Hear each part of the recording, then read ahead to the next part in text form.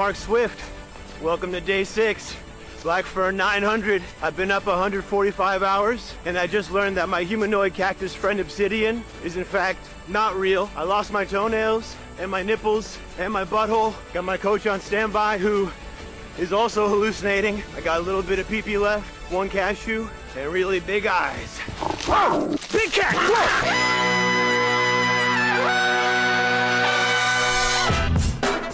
Good morning, sweet world, and welcome to the No Dunks podcast presented by Amazon Prime. It's Tuesday, June 3rd, 2025. This is our NBA Finals preview. I'm J.E. Skeets here in the Classic Factory, and alongside me, as always, Tass Millis. Happy NBA Finals, everybody. Next to him, it's the bearded one, my Top Shot hot boy, Trey Kirby. Ayo. Ayo. And last but not least, over yonder, making the magic happen, super producer JD. Hello. There he is, and here we are.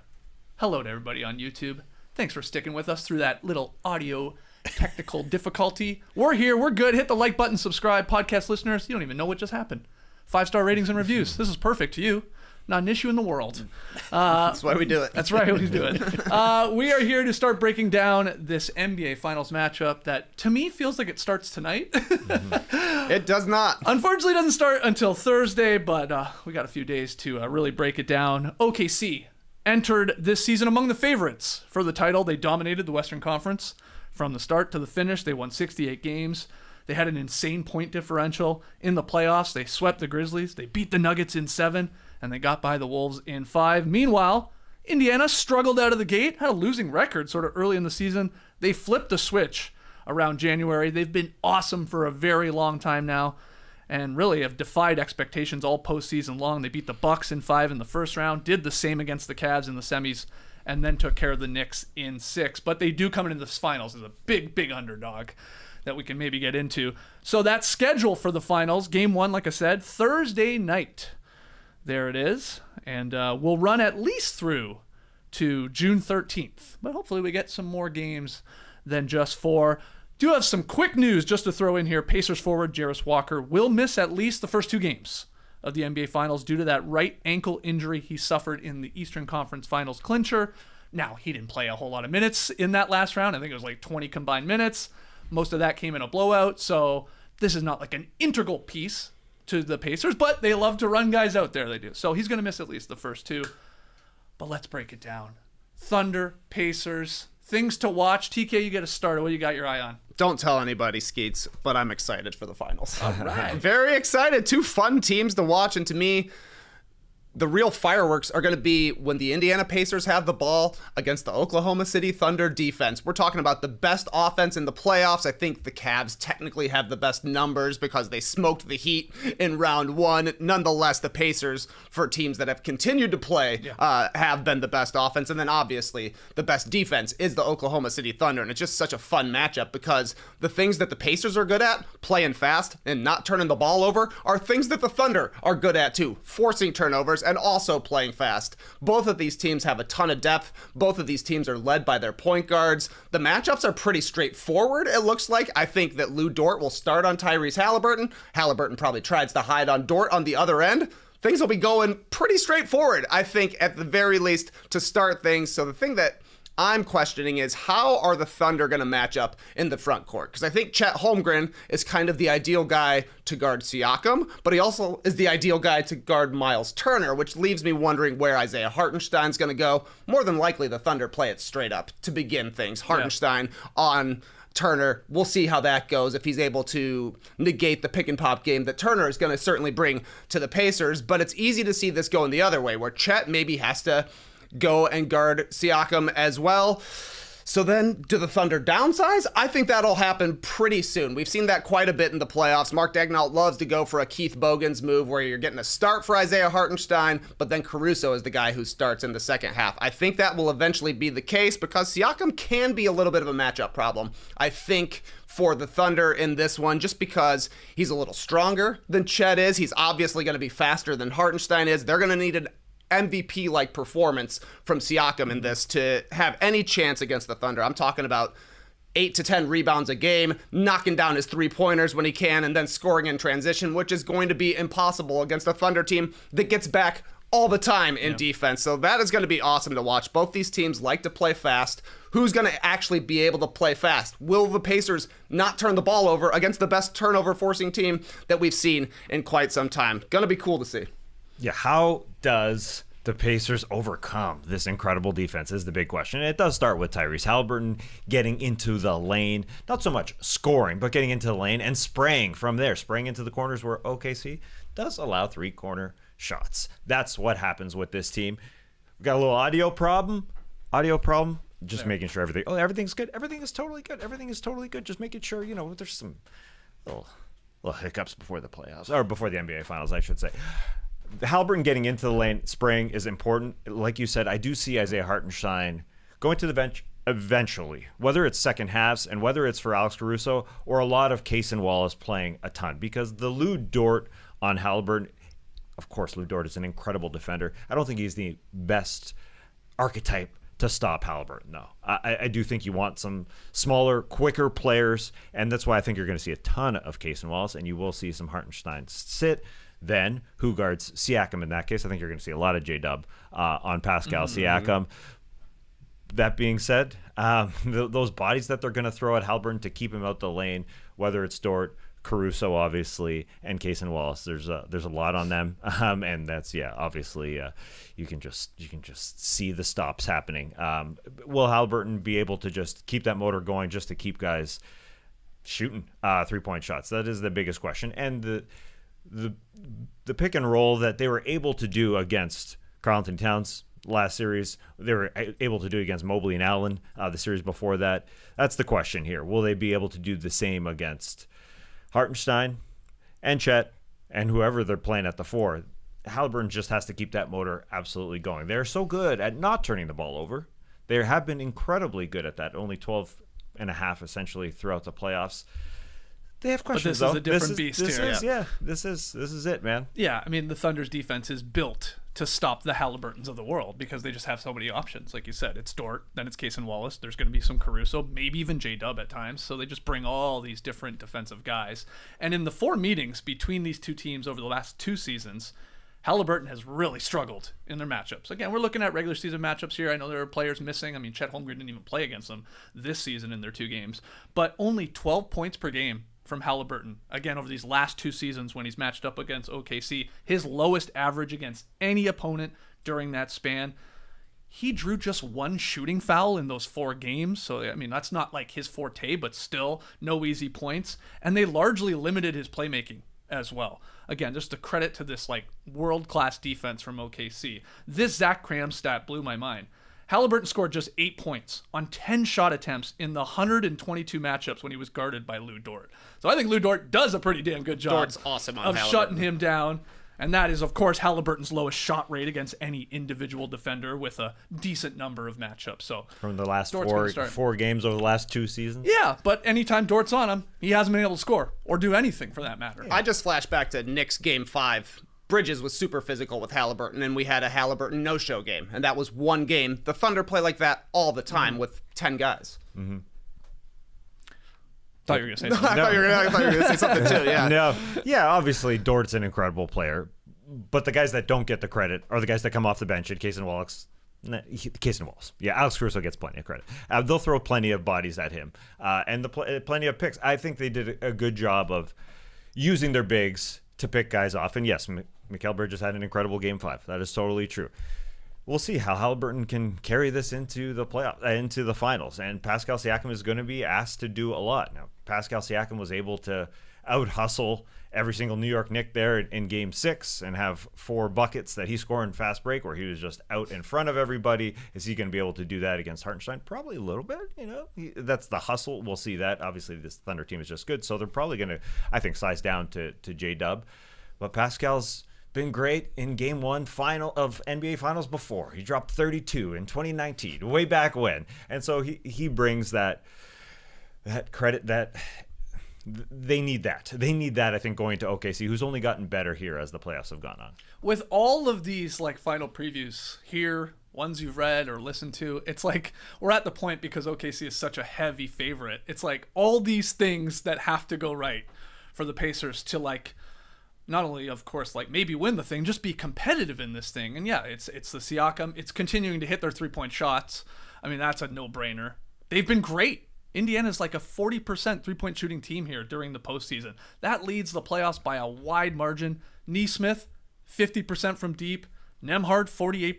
Siakam, 46%. Turner, 40%. Haliburton's the one guy in their starting lineup that's like struggled with the 3-point shot. He's 33%. He takes a lot more than those other guys. But those are going to have to go down. Though you said it, Tass, you slipped it in there. You know, that's the one thing that OKC will allow. Those corner threes. And, you know, bit them in the ass last year against the Dallas Mavericks when suddenly all those guys couldn't miss from the corner three. The Pacers are going to need your Nesmiths, and your Nembhards. I always jam those two teams names together to keep hitting that at a consistent clip because they'll be there. Those shots will be there, but they're going to have to hit them at this insane rate, and I just wonder if they're going to cool off at any point here. Yeah, that's a huge question. Oklahoma City gives up a lot of corner threes, 12.4 per game. That's the most in the playoffs, but Oklahoma City's opponents are shooting 33% from three in the playoffs. They give the shots up, but they also challenge them. It's going to have to be all makes for the Pacers. They do at least check a couple of boxes for ways you can beat the Thunder. They don't turn the ball over, theoretically.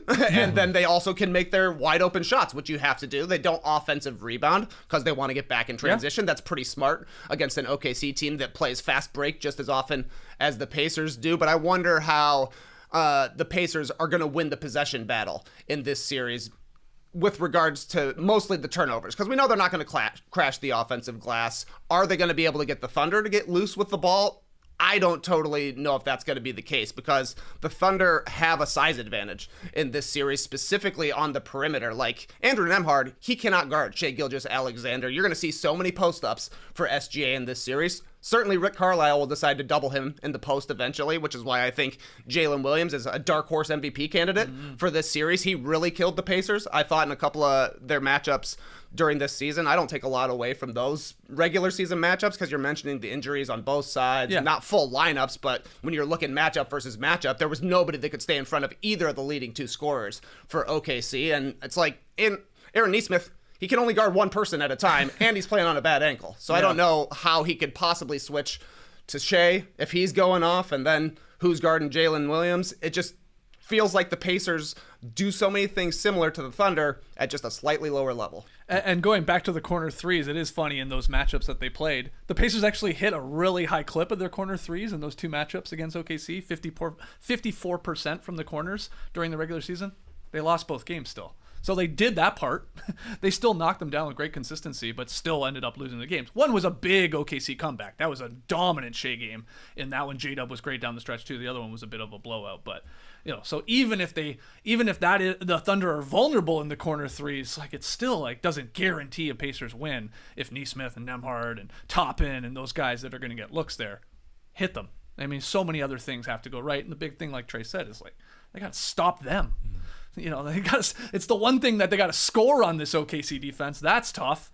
They're elite. They also got to stop, obviously, SGA and J-Dub and Chet and all these guys from scoring. Yeah, and those two guys are guys you don't really talk about. The last two guys you mentioned aren't really guys you talk about when it comes to the OKC offense in J-Dub and Chet Holmgren, but they have obviously gotten better as the playoffs have gone on. There was Game 6 in round 2 against the Denver Nuggets where J-Dub had his bad game.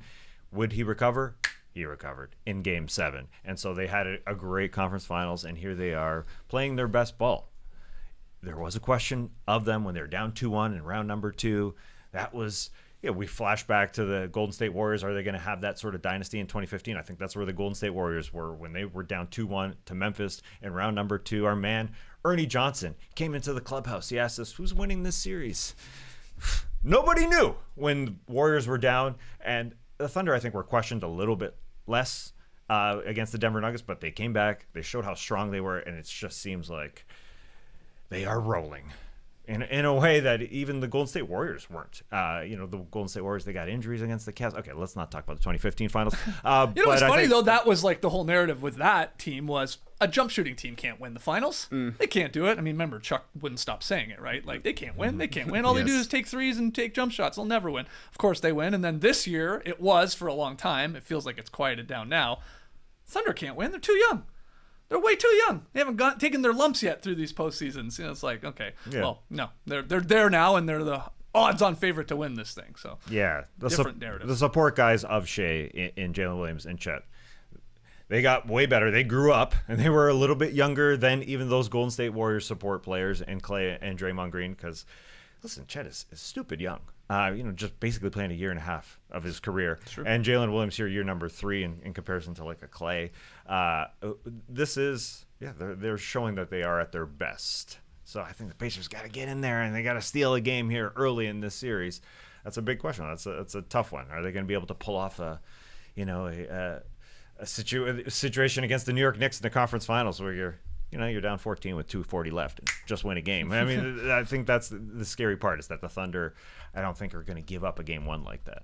Any other things to watch, key matchups or stuff like that, or do you want to pivot to the X Factors there, TK? Suppose we can pivot. All right, let's pivot to the X Factors, talking obviously a lot about the stars, but who do you have sort of like lower down the pecking order of someone to keep an eye on? I mean, we're talking a lot about corner three-pointers. I think that is the X factor for the Pacers. We're talking Nembhard, Nesmith. Miles Turner gets into the corner occasionally. He's more at the top of the key for the most part. Thomas Bryant, maybe. Toppin does, We're talking about 47% in the playoffs. That's the best in the playoffs from the corners. Obviously, OKC gives them up. You got to make 50% of them. Basically, that's how you beat the Thunder. Then you also have to make your middies, too, because those will be there. Thunder like to pack the paint. Is Haliburton willing to take mid-range jumpers? Best in the playoffs again for the Pacers, 48.7%. Make 50% of your mid-rangers, 50% of your corner threes. You got a chance, because when I'm looking at the Pacers game logs, they've scored under 105 points 4 times in this postseason, and those are their 4 losses in this postseason. So maybe the number to look at is 105 on the scoreboard for the Pacers. I don't think they can win low-scoring games in this series, but maybe they can win a high-scoring game if they're hot shooting. On the Thunder side of things, I think Dort is the guy who is the X factor, because he's going to be the number 1 assignment on Haliburton. If he gets into foul trouble early, they do have more options, but the size and strength of Dort, I think, is an advantage for OKC. And then they need him to hit his threes, because surely the Pacers are going to put Haliburton on Dort on the defensive end and dare him to make threes. Dort saved the season for the Thunder. If he doesn't get hot in the fourth quarter of Game 5, we might be talking about a completely different finals. So he can definitely do it, but he's going to have to knock him down in this final series here. Yeah, I'm looking at the Pacers' defense and if they're going to slow down Shea, because they tend to stay at home and let the other superstars go off, really, because they want to take away the support players. They let Giannis go off in the first series. They let Donovan Mitchell go off in the second series, and they let Jalen Brunson, to some degree, go off in the third series. But Aaron Nesmith / Andrew Nembhard, who took over for him, played a great game against Jalen Brunson in Game 6 of that series. Now, Aaron Nesmith started in Game 6, but they took him off him. Rick Carlisle said, we got to take this guy off. Maybe it's because of that ankle injury, and that is some concern here. He has had a great playoffs, but since he was injured in Game 5, he did slow down a little bit against Jalen Brunson. That's why Rick had to go to Andrew Nembhard, who, as Trey mentioned, he's a lot smaller. So it's going to be different against Shea, who will get off. I think he's going to get. He did during the 2 games that he played this season, the 39 points, 7 boards, and 8 assists against the Pacers in 2 games, and a stupid efficiency at 70.8% true shooting. So the Pacers like to let, again, the superstar from the other team score and hope that the other guys don't contribute as much. But I think that is the recipe to slowing down this Thunder team. You're going to see some monster numbers from Shea. I think that's going to happen because of this Aaron Nesmith injury and because he's just that good. So we'll see how the supporting players will do supporting him, but still covered, still having a guy in front of him. I think they're basically, the idea is just let their superstar go off and we'll stay home on the other guys. Yeah. Crumpled Jumper had a great graphic up over the weekend illustrating the roster comparison between these 2 squads. I thought it was a fun breakdown, like the similarities between the 2. You got the offensive superstars, the offensive engines, I guess, in Shea and Haliburton. The second stars, J-Dub, Siakam. The defensive stoppers, Dort and Caruso versus Nesmith and Nembhard. Those guys can also give you a 3, of course. The stretch big that can protect the rim, Chet Holmgren, Miles Turner. The traditional big, so to speak, Hartenstein versus like a Thomas Bryant / Tony Bradley sort of mix there. The other stretch big, Jay Will versus Toppin. The scrappy point guard that comes in, Cason Wallace, TJ McConnell, and then a bunch of wingmen that they all employ. Joe, Wiggins, Kenrich Williams versus Mathurin, Ben Shepherd, Jarris Walker if he can get back by Game 3. It's fun. I mean, it's a lot of similarities there, but I think it was Rosillo said the Pacers feel like the AAA squad to maybe the Thunder's pro squad. They're just Yes. in a lot of those that I just went through, you're going to give the tick probably to OKC in a lot of those. But for them to pull off this upset, those things I just went through, the matchups, it's like they have to swing to the Pacer side in like 4 or 5 of them, at least for 4 games, to pull off this huge upset, which would be a massive upset. Again, coming in as like, what are the Thunder, like minus 800 at this point to win the thing? I saw minus 750 when we were heading in. So huge favorites. But it's fun how they do match up like that, the pieces-wise. The Pacers like being underdogs, though. I mean, they've basically been the underdogs throughout this postseason. It was kind of a coin flip against Milwaukee, but then against Cavs, huge underdogs against the Knicks. And here they are in round number 4. It's easy to make that 2011 Dallas Mavericks comparison that won the title. Same thing happened then. They were kind of a coin flip first round against Portland, and then they were the underdogs. Big underdogs, obviously, with Miami in the finals, LA in the conference finals, and OKC. So here we are. Can Rick Carlisle do it again? Can Rick do it again? Yeah, he was riding Dirk, and things went, obviously, extremely well. We'll see Rick. We'll see him with the spit cup. He'll be changing things. I mean, he did obviously an incredible job in the conference finals, and you can say he's got the advantage here against Mark Daigneault just because he's been there. And he was quick to pull out the 10 guys, 11 guys, I guess now without Jarris Walker. How many does he have? Is that 11? He's quick to make changes, that's for sure. I mean, yeah, like both of these guys do. They will make the move, of and they course. have so many guys. All right, let's give you a go. Let's see if you can change the game here, either with your defense or your 3-point shooting or opening things up. So it should be a great coaching matchup. Can't wait to see that. Any other X factors? It's too bad Jarris Walker's out. I think he actually could have played a role in this series just because I think the Pacers are going to want to play as fast as they possibly can and probably would like to give him some run on J-Dub. I think he could maybe hang with J-Dub defensively, and I don't know if anybody except for maybe Siakam can do that. Nesmith is a question mark to me just because he hasn't been moving quite as well ever since turning his ankle, so that's a little bit of a missing X factor there. I guess you would probably give the experience to the Pacers, barely. I mean, Rick Carlisle has been there, as has Thomas Bryant. He's got a championship. Pascal Siakam, of course, as well. So they have like the tiniest bit of experience. Rick's going to leave no stone unturned, no cup unspitted. So they're going to try some stuff. But when you're comparing one of the starters for OKC as their traditional center and Hartenstein to the third string center in Thomas Bryant, that's tough. I know. That's maybe the one that doesn't match up quite perfectly. Like Well, these Jay other Will's ones. not going to probably play either, so No, that's fair. well, you say that, but then you never know with these coaches. Like suddenly, He'll get a taste, I'm sure. I think we'll get a lot of Kenrich Williams, I think. He'll sneak in there. Yeah. He'll be playing Pascal. Probably. Speed. It seems to be a matchup. And just X factor to wrap it up. Like to me, like Miles Turner always feels like a huge X factor to the Pacers. Like just his ability, like you said, to hit some of those threes up top when they need it. He's like really their only true like rim protection to maybe put up a fight against those guys driving in there for the Thunder. So I think he just has to have like the series of his life here, Miles Turner, for them to again pull off the upset and win 4-7, and he can, and he's impressed at times. I thought he had really strong series early on in this postseason. That Knicks one, he had the game where he fouled out and a couple foul troubles and other ones. Well, he was fine. He was solid and had a game where he went 4 for 4 if I remember correctly from deep. But he has to have like a really elite series here, and that has to like be the tick for the Pacers there at the center position. All right, well let's get into Miles Turner had 13 defensive rebounds against the Knicks. That's it. Wow. Yeah, he's got to have like 13 per game against Hartenstein. And he's got to make his threes. Yes, yeah, exactly. So he's big. Yeah. All right, prediction time here.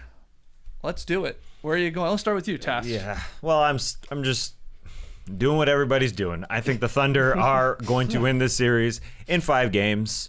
The heart says 5. The head says 4, but we'll go 5. I just think they are rolling in a way that they weren't earlier in this postseason. I don't think you're going to see a steal of a game in OKC from the first 2 like Indiana was able to do in Madison Square Garden.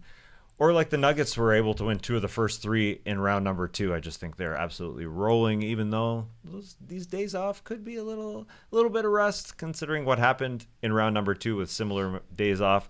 I've just got them in 5. Simple as that. Nothing more to say right here. That's where I can't wait to see. I can't wait to see this first couple games, because that's the time that the Pacers can steal them. But the Aaron Nesmith injury, I think, is a legitimate concern. He is that key to their rotation, and him not rolling the way he was, quite in the same way. It's important. He's had some time off here though, which is good. Yeah, hopefully. I don't know. Or is that knee a little bit stiff? The ankle / knee. Yeah. Aaron Nesmith. His knee is always injured.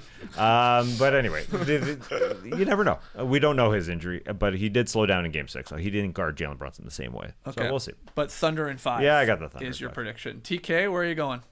I've just been trying to think about how the Pacers can possibly win this series, and it's going to be obviously limiting turnovers, shooting the ball like they've shot the ball for the entire playoffs. They've been the best shooting team in the playoffs, and they have to continue to do that. And then if a game is close, they got to pull the rabbit out of the hat, which they've done multiple times so far in this playoffs.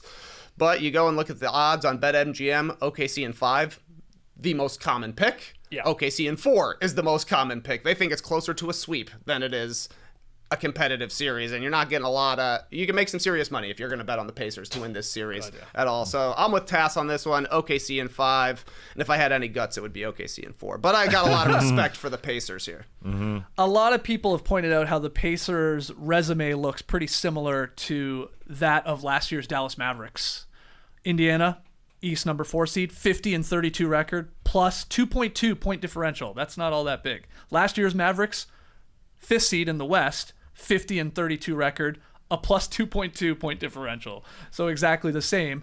The Pacers, it took them a while to get going. It was a lot of getting their guys back, especially their defensive-minded guys, and then they ran, obviously were amazing in the second half of the season and postseason. Mavericks, their whole thing was they made those huge deals at the trade deadline, got some defense in, and suddenly they were rolling. But what happened last year? Mavericks lost in 5 to, the better team in the Boston Celtics. I think that's why a lot of people are saying Thunder in 5 here. Again, those similarities. I keep coming down to 2 things. OKC never lost 4 games in any 7-game span this season. So there's that part. And the Thunder went 29-1 against the East. Pretty good. The best interconference record in NBA history. They lost 1 game against the other conference. That's tough. I'm definitely going Thunder. I'm with you. I just go... You go Thunder sweep, you go Thunder 5, the consensus sort of pick, or is this magical run of Indy get us to a longer series? I don't think they can do the impossible and win the whole thing, but can they get it to 6 or 7? I think they can get it to 6. I do, because I think there's going to be one red hot shooting game from deep, and there's going to be one very close game that they just feel like a team of destiny this entire postseason that they'll pull out of their ass. So overall, Thunder's just too damn talented. I'm going them in 6 in this finals. And maybe this is me wishing and hoping for a longer series and not a 4 or 5, which we've had for the last 2 years now. Yeah. We've had some pretty that team looks like the favorite. Oh, they're the favorite. Oh, they win in 5. The last 2, right? Nuggets, Heat, sure. Obviously Celtics, Mavericks. And then is it going to have the same thing here with Thunder, Pacers? I hope it's not. So I'll go Thunder in 6. But I do see a lot of people saying it's going to, even if it's a 4 or 5 or 6, whatever, these are going to be close games. Are we sure about that? Maybe in Indiana they will be. Maybe in Indiana, but man, the Thunder have had a lot of blowout victories in this postseason. They crushed the Grizzlies in 2 games. There was 2 close games, but they crushed them in their home games. 3 blowout wins versus the Nuggets. Only 1 was a close victory in that series for them. And then 3 blowout wins versus the Wolves and only 1 close victory in that game 4. I'm more worried about that. Forget the length of the series. I'm worried we're going to have some beatdowns where it just gets out of hand, and we're going to have some 30-point victories, and it's going to okay, what are we going to talk about? How you're really going to dive into that one? Again, I hope I'm wrong, but I feel like that's going to be the case in some of these. And maybe one of those is a Pacers, dominant victory, which also has happened to OKC in this postseason. When they lose big sometimes. That's right. So, that's not fun. We want close games. We want to really break down the final 5 minutes and all the clutch play, but I do think there's going to be some crazy wins here in this series of the 20 to 30 point variety.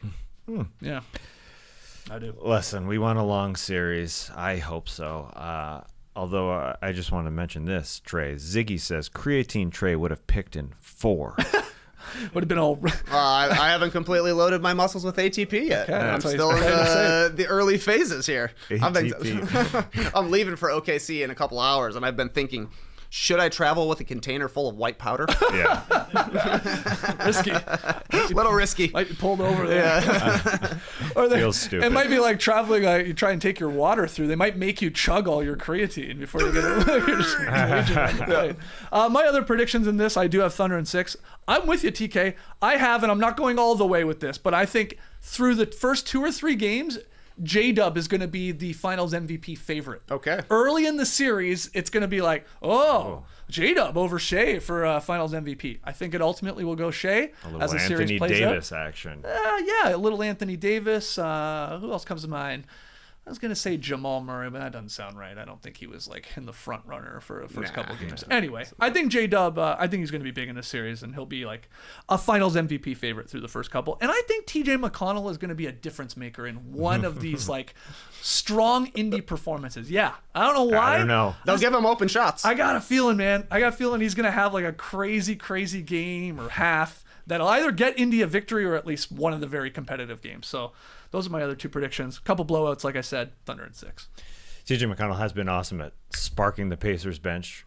It feels like the Thunder have the spark to match TJ McConnell in some ways, just because they have so many small guys. Of course. And ready to go. But they will give him, allow him to lace up that ball and shoot that 3. Yeah, that'll be available. How are they going to give little TJ so many dare threes? Yeah, the Thunder like to leave guys open to tilt their defense other ways. And TJ McConnell, he's a guy to leave open. So little TJ, if he hits, maybe he'll be the dark horse MVP. A couple other things I'm watching. Maybe a little zone from Indiana.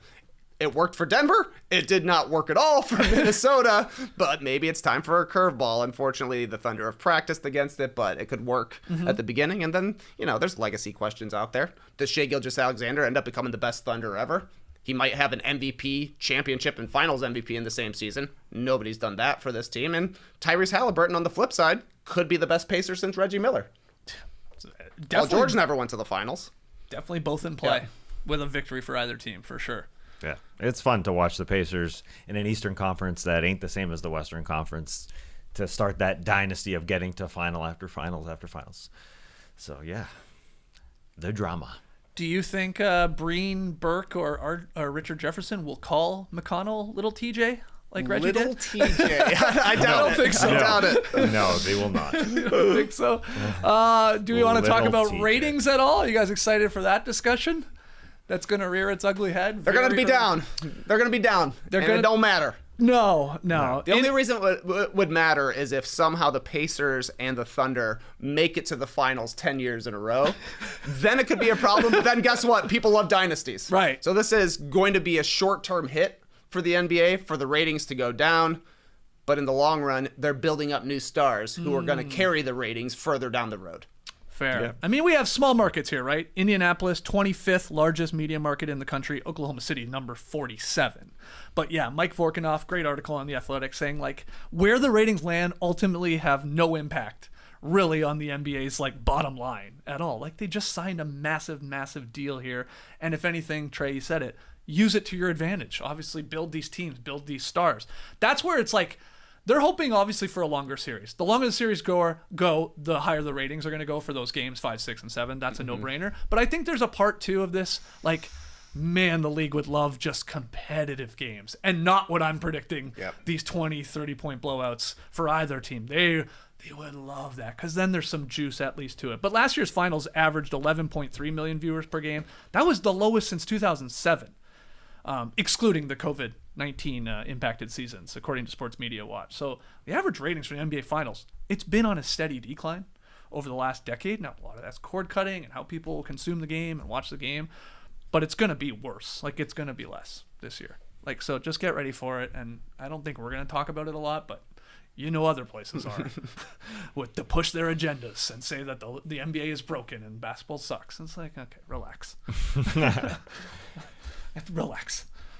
Ask the stream team what they think is going to happen in this series, and 72% are picking the Thunder. Yeah, of course. 41% think Thunder in 4 or 5. 31% think Thunder in 6 or 7. 25 on the Pacers in 6 or 7, and just a 3% of confident Indiana fans out there who are taking the Pacers in 4 or 5. Now, That would be a geez. shock. Now, you could make a Yes. lot of money on that if you have some conviction to that one. Still Holy a moly. decent percentage of our fans, over a quarter, to say the Pacers are going to win. It's a lot. That's a lot. Yeah, we had like the YouTube post poll up over the last couple days, and it fell out something like that. It feels like it's around 70% saying OKC, 30% saying Indiana. Now, I think it's a lot of people hoping it's Indiana. I think you give them the truth serum. I think that, goes even more in OKC's favor. That's fine. Cheer whoever you want to cheer. And they're damn good. And they're an underdog task. And look, they've won game 1 every series, right? Especially that one that they came back and shocked the Knicks. Sure. That probably needs to continue for them to pull off the impossible here. Got to take that game 1 and sort of catch OKC by surprise in the sense holy crap, these guys are fast. Holy crap, they never stop moving. It has to be a shock to OKC's system where, they've played good teams in the West, but nobody does play like Indiana. And they have to play like that and somehow not turn it over. That's the fascinating thing to watch. They've been great at it, I but know. they haven't played against the Thunder either. Yeah, is the with thing. limbs everywhere, switching everywhere, guys coming in fresh all the time and bringing it on the defensive end. Yeah, I can't wait to see that awesome in perpetual motion offense versus in perpetual defense, basically, from OKC and the swirling action that they have. Yeah, it just feels like the Thunder have hit their spots here. If you're looking back to the 2015 Warriors that we considered, this great regular season team that 68 wins versus 67 wins for the Golden State Warriors that season in round 2. Yeah, they got down 2-1. And then in the finals, it was a game 1 that went to overtime, that game against the Cleveland Cavaliers. That's the injuries. The Kyrie injury, yeah. That happened immediately, so that stunk. So, you can squint and say the Pacers are going to steal game 1. They do have to take one in OKC, whether it's game 1 or game 2. There's no real Thunder-themed celebration for Tyrese Haliburton to perform. I guess he could rock the baby like Westbrook, but there's not really anything else that you think of that's associated with the Thunder. The way the choke was with the Knicks or Dame time with the Bucks. I guess you are. I guess you Tough. do rock the baby. Yeah. I mean, that's a good one. Yeah, if he puts the SGA in the basket, I think he should rock the baby at some point. We'll see if there's a post-up opportunity. Yeah, you don't want to dance like Campaign or Russell Westbrook. Oh, interesting. I mean, going deep cut, a weird one. If you get game-winning shot, do that, pull it out, I guess, by the scorer's table or something. That's weird. Maybe show up to a podium game afterwards with glasses with no lenses in them in a backpack. Oh, wow. Deep. Going way back. Yeah, these are options you're giving them. Yeah. Right? Yeah, he wore black, obviously, to Game 6 of the Eastern Conference Finals against the Knicks. Do you win a game against OKC and wear the color that the fans are wearing, like a blue shirt or a white shirt? I don't know. I think if he hits a crazy game winner or whatever, he probably maybe you take to Instagram and you drop some Shea bars, you know what I mean? Okay. Flip it back on him, sort of go that way, social media route. Yeah, nice. Really try and rattle them that way. I'm excited. The crowds are going to be awesome in this freaking NBA Finals. OKC and then Indiana, 2 awesome crowds. It's going to look awesome, I think. I think the colors are going to look cool. I know OKC's wearing white in game 1. Pacers are going gold for the entire rest of the postseason. So that looks great. Yeah. And then after game 1, Thunder, I think for games 2, 3, and 4 are locked in for their blue jerseys. So I think it's going to pop, I think. A little blue and gold there between both these teams. Can't wait. We're pumped. Hopefully it's a great series. But let's hear from you and all of your X factors and key matchups and other things to get your eye on in the comments below if you haven't dropped them there in the stream team. All right, let's get to the prime moment of the week. The prime moment of the week is Tyrese Haliburton's dad, John Haliburton, getting to see his son win the Eastern Conference Finals in person because he was banned. He did have an altercation in round number 1 against Giannis Antetokounmpo where he stepped onto the court and the Indiana Pacers said, do not come back, until he came back and was allowed to sit in the suite. And yeah, he won. Do it for John. An exciting moment as his dad. And then at the end of the game, he walked down to the court where it's like he was the superstar. I mean, everybody supporting him and cheering for him, giving him these high fives. There's quotes out there. I told you it was going to be better than you think. John Haliburton was saying, according to our man Tony East. This video from Ben Golliver is so cool. Seeing him high five, everybody excited to get down there. And I'm sure he'll be at the Indiana home games in the NBA Finals. So Great moment. Dad, getting to hang with his son in person. Just a cool moment for him. Are the Pacers doing watch parties, for the road games, like in the field house? And if so, will John Haliburton be there? Wow. I don't know. There is footage of him at bars during this period where he wasn't allowed to go to games, where he was with fans, and fans taking photos with the guy. Man of the people. Yeah, of course. John Haliburton. Congrats. I think he should be allowed to go to the road games in the finals. He should. I agree. End of sentence. I don't have a case for it. He's a man. He should be able to go to the finals games on the road. Even if the rule you want to make to like still punish him is like he can't sit courtside, I guess. Like he can still be in the arena. Keep him in a suite. Yeah. Right. Yeah. Well, like Barkley was saying, he served his time. Just free pops. Free pops. He's done it. He's not going to do it again. Charles said he's not going to do it again. Like, how would you know if he's going to do it again? He's going to jump onto the court. I guess not. Give him a suite. That's how you solve it, and that's how the Pacers did solve it. Yeah, exactly. Yeah. Well, the Prime Moment of the Week is presented by Amazon Prime. From streaming to shopping, it's on Prime. Visit Amazon.com/Prime to get more out of whatever you're into.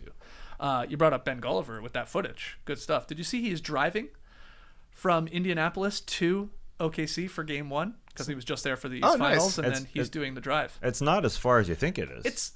No. I thought it was further. Yeah, I did as well. 10 hours, 10 or 11 hours, let's call it. Now, Ben Gulliver, I mean, he's taking days. This guy stops at everything. This guy's seen every part of America, I'm convinced. You're going to see every bird from Indianapolis to Oklahoma City. Yeah. I love it. Like, I'm not knocking Ben Gulliver. I love following him and his adventures, Gulliver's travels on Instagram. You like that? I heard it was the closest span between finals teams since like 2008. I mean, that was our man Tony East saying that. Is it true? I didn't do the measurements, but East-West is further than you.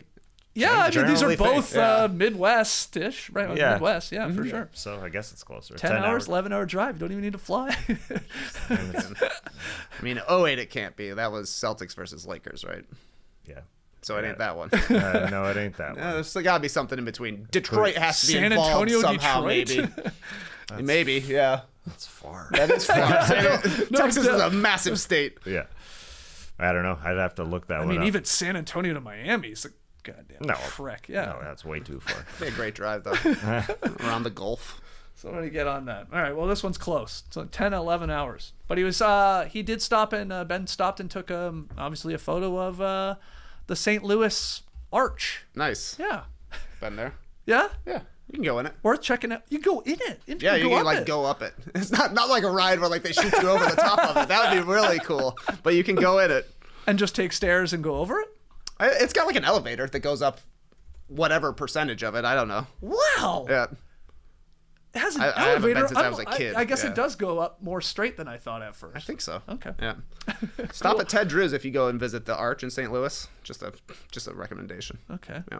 What is that? It's the finest custard shop in America. Yes. Family business. That's right. Custard is underrated. It just is. Yeah, more eggs. With lots of eggs. Creamier, richer. Great texture. You think it's called custard? I don't know. I think that's like they should change it. Well, it's frozen custard. I know. It just doesn't sound as delicious as ice cream. Yeah, it doesn't. You're right. It doesn't. You're right. Custard. All right, let's call it there. We got the prime moment of the weekend. We got our predictions in for the NBA Finals. Again, let's hear who you guys have winning in the comments below. TK and Esh off to OKC. Gonna look for some tumbleweed? That's yes, I am going to look for a tumbleweed. The last time we were there was like November-ish. Yeah. So I don't really know when the tumbleweeds are blowing, but to this day, the only place I've ever seen a tumbleweed in my life was in downtown Oklahoma City. Yeah, people think we're kidding when we say this, but we were all together, and tumbleweed went by us. It was a Looney Tunes and everybody was like, looking tumbleweed. whoa, that's crazy. I'm gonna hopefully get in touch with Melvin and have him drive us around OKC. Yeah. Deep pull. Hopefully he still has those tinted windows on that car and he just drops them down. Says, come in for a ride. Okay. All right, sure, Melvin. So TK and Esh in OKC for game 1. So if you obviously see them, say hi. Shout out to the Do it. boys. Have a blast, though. You're flying today. Are you going to drive? How far do you think it is? Probably like 15 hours. Something like that. I Yeah. don't know. No, we're not gonna though. No. We're gonna drive to the airport. Okay. Yep. Okay. Well, that's not too long here in Atlanta, thankfully. All right. So these guys are off. We're going to be back probably on Thursday to get you all set for Game 1 of the NBA Finals, and we might have an immediate reaction podcast from OKC. TK and Esh after Game 1. We'll be here for the drop at the end of the week. So lots of content, of course, coming up. Hit the like button, subscribe, and podcast listeners, 5-star ratings and reviews. Till then, Clipper Bros. You heard it here first. Have a great time. Turn up. Love you guys. Awesome. Thanks for joining us. And remember, the Pacers and Thunder didn't come this far only to come this far. Embrace the day, people.